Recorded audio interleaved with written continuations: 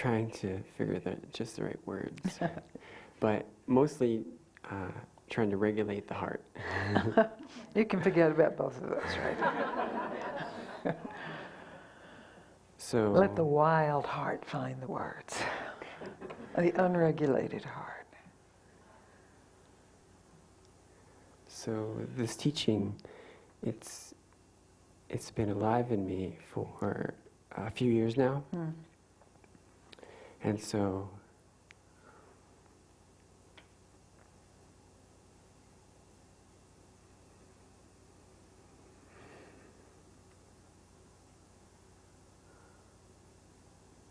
I've gone through different stages of intense effort, and also observing all of the play of mind and distraction. And I read some of your letters with Papaji, and I wanted to expose something, and I seek your counsel. All good, all good. So, in one of the earlier letters, you said that you put Papaji kind of on a pedestal, and you need to be mindful about that, because for you that was kind of maybe something you had done in the past, or kind of a way of keeping it separate. And for me, though, it's something that seems to trump, or it keeps the self or God in, it feels like kind of desert, because something seems to trump those things. Seems to be more. I know we can't use this word Trump anymore. It doesn't make sense anymore. It seems to, the devotion seems to be unconsciously or subconsciously for something else. Or something seems to. Well, what are you devoted to?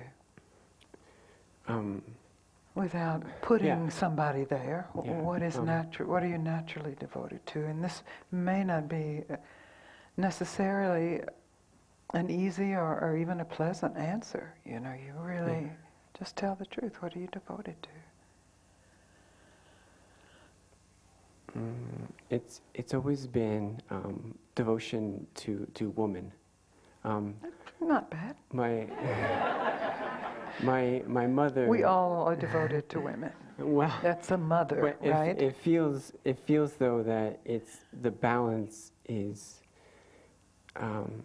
It's like I try to be devoted to God. Oh, forget God. God is the mother. Okay. Well, God is the mother. I try to be devoted to self and presence. Forget self. Self is the mother. It all comes from the mother. It is all of that.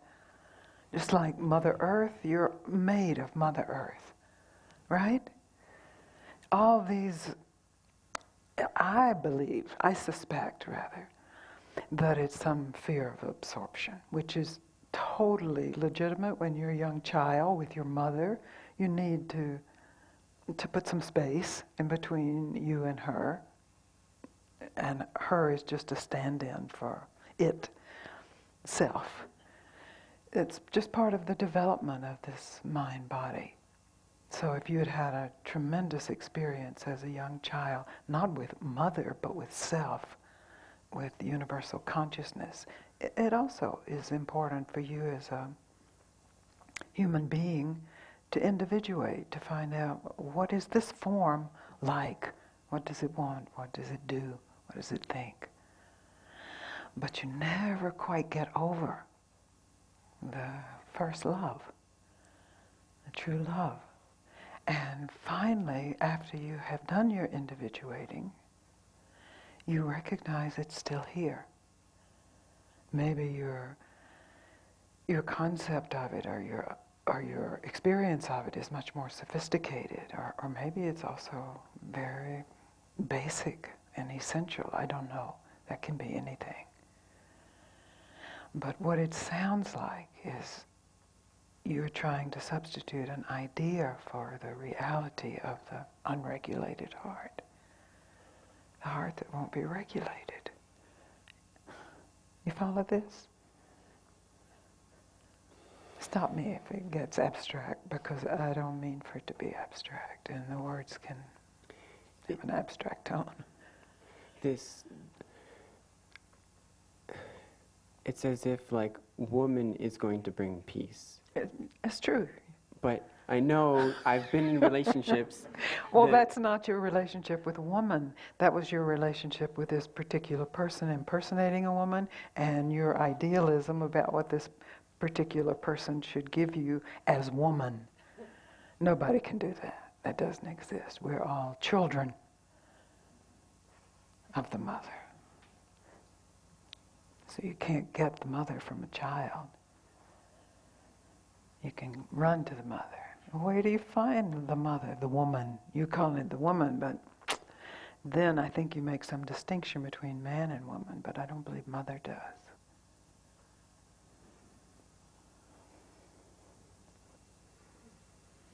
Don't you know the motherness of you?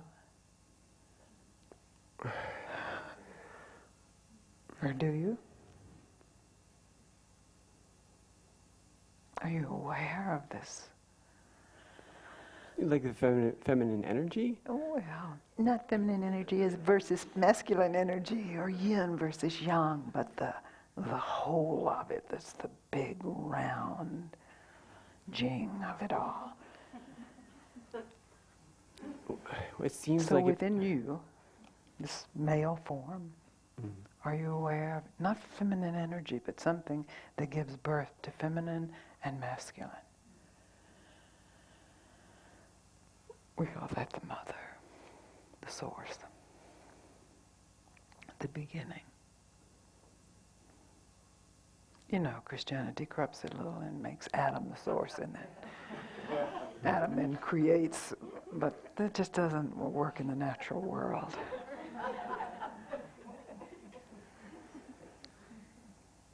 Where are you getting hung up? Where are we not meeting here? Well, it seems like most egos are devoted to something like money or power, or they need to be seen. And it feels like the big distraction is maybe a preoccupation with, or putting it on a pedestal. Yeah. We're back to the pedestal. Yes, if you put money or power or idealization of woman or idealization of man on a pedestal, you will suffer. In your case with Papaji, and then you seem to transcend it, or... I surrendered. Well, I've tried a lot of surrendering and giving into, and it seems to be... Maybe we're speaking of something different when I say surrender. So surrender is not like, and just like be like, okay, I can't control this. Somewhat. It's recognizing, okay, I can't control this. It's maybe not, okay, I can't control this, but it's, okay, I can't control this. So what's alive in your heart? That all of this is some kind of attempt to regulate. What's bigger than your control? Whether it should be or shouldn't be. That's not the question, really. What is this huge force?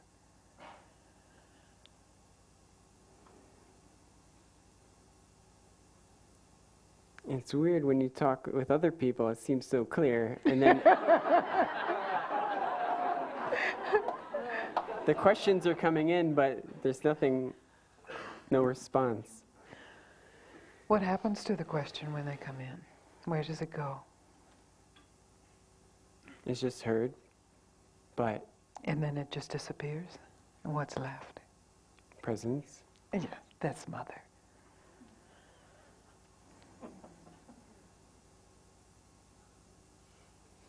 That's your heart. May not be your beating heart, but your heart doesn't beat without it.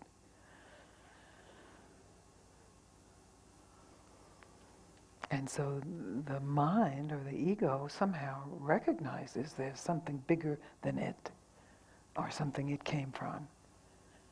And it either fights that, because it wants to be bigger. That's called Lucifer. It wants to hold the light and the presence, and it knows how to do that. Or it is afraid of that, and it hides from it, because it's so big, and the ego or the mind feels so small. Or it does some kind of idealistic dance with it to try to make it love it. Just love me better than you've ever loved anybody ever.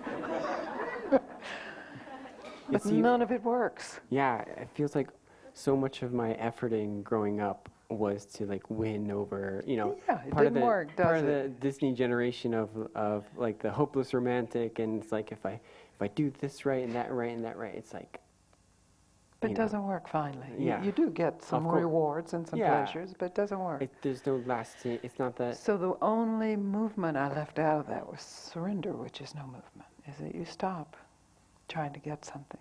You stop trying to keep something away. You stop hiding from what's here. That's the challenge of a lifetime. You know how to do all the rest. You really can't know how to do surrender. Because if you know how to do it, you're doing it to get something, or you're doing it to keep something away, or you're doing it to hide from something.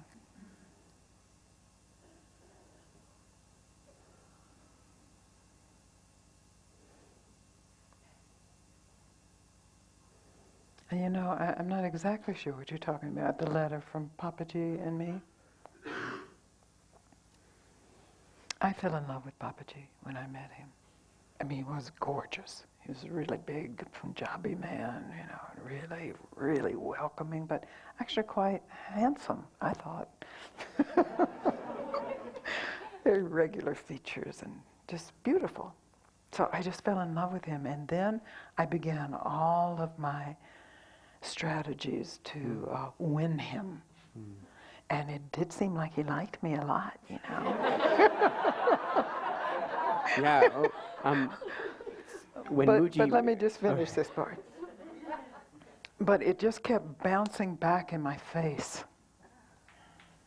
He loved me, but he didn't care anything about any of my tricks and dances and spins, and he just didn't care, you know. And so I finally got, if I'm to really to follow his instructions and discover what he's talking about, what he's pointing to, I've got to stop all this business. I've got to stop being in charge. I have to surrender. Then I can actually pay attention to what's being said, what's being pointed to. Before that, whatever's being said is being incorporated into your act.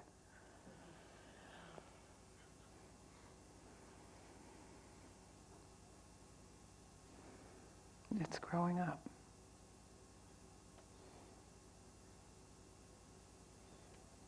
It's interesting, as children we have to accumulate so much, add so much, and then to really grow up we have to let everything that we have learned go. At least for this time where you're in a safe place. You don't need to perform, you don't need to run away from, you don't need to fight. You can surrender.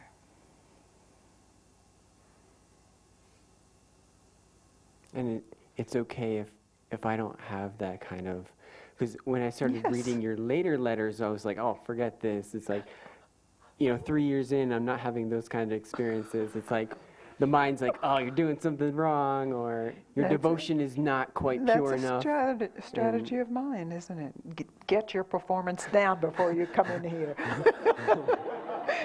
I said 3 clicks. It's a superego, it doesn't exist without all the rest. So you recognize that, and your only response is like, ha. Not, oh my God, I should be having oh my God, I need to do something different. It just, oh my God, I haven't really surrendered. I'm still comparing. I'm still thinking I know what she's saying when she's writing that. Or self-diagnosing why this isn't happening, you know. Absolutely. You can't do that without comparison, though.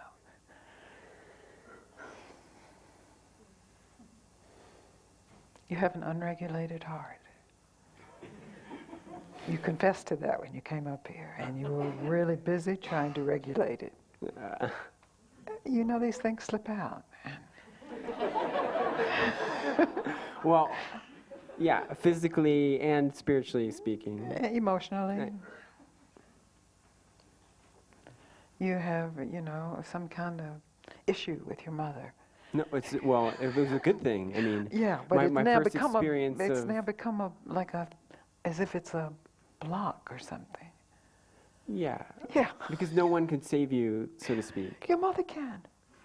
Your mother can save you. Even now? Yes. Yes. Especially now. Now that you don't get her confused with that woman who raised you.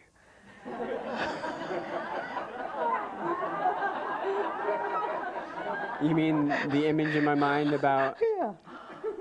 The limitation, the boundaries of that one was the handmaiden of the mother.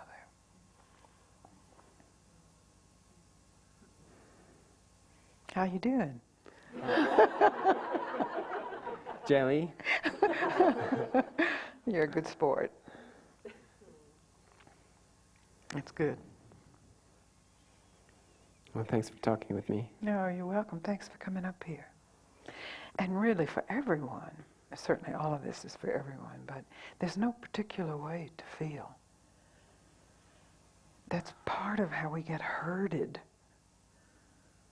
in the very basic conditioning, but then in our spiritual conditioning too, in a really tragic way. That we read Ramana, or we read about the Buddha, or we read about Christ, or we read about Papaji, and we think, oh, I should be feeling this, and that's ego. That's only ego trying to direct the show. So that will happen because we do have egos, we have minds, we have conditioning, but that can, rather than be a signal to get busy trying to satisfy it, a signal to recognize, oh, what if I don't feel anything? What if I don't have anything? What if I am nothing? So the very signals that are conditioned to drive us in our slavery can actually be the pointers to the open door.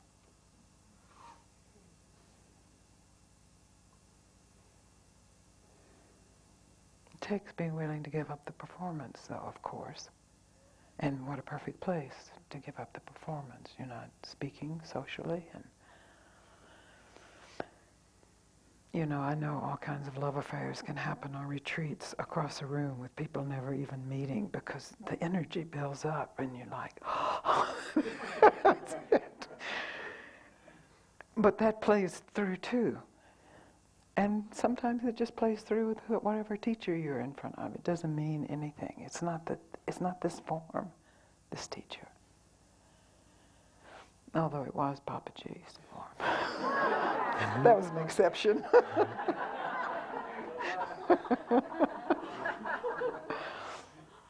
I would, when Papaji first asked me to have satsang, I was in Lucknow basically, and I mean, not basically, but actually. And so some people came who were there for him, of course, and he said, go to Gangaji satsang. And so they came, and many of them had this question, what to do with my attachment to Papaji? I'm too attached to him. And that to me just was a signal you're not attached enough. How can you get more attached? How can you get closer? Not how can I get unattached? How can I find my separation again? My individuation. That's for a baby, a young child, a teenager to discover. That's not what we're about.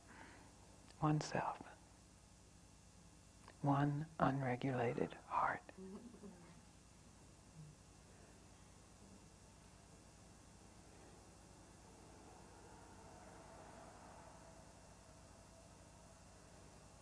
Okay? Check in with me toward the end of the retreat, okay? Okay. Yeah. Thank you. But don't think about it. You don't need to think about it. It's just in this moment. Okay.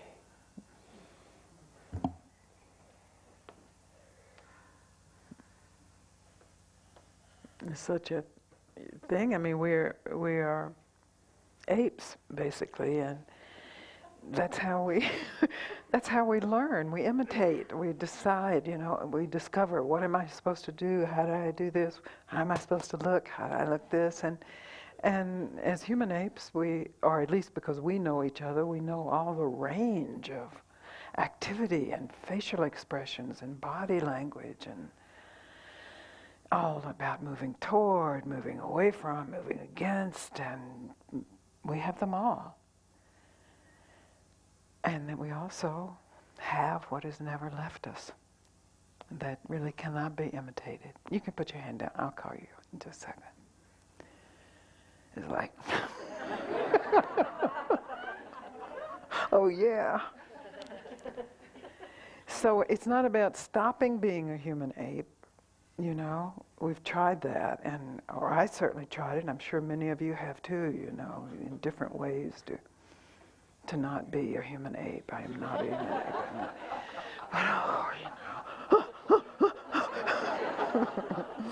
So, you can just loosen up about that. That's not where it's happening. That's not where the mother is. It's closer in, deeper.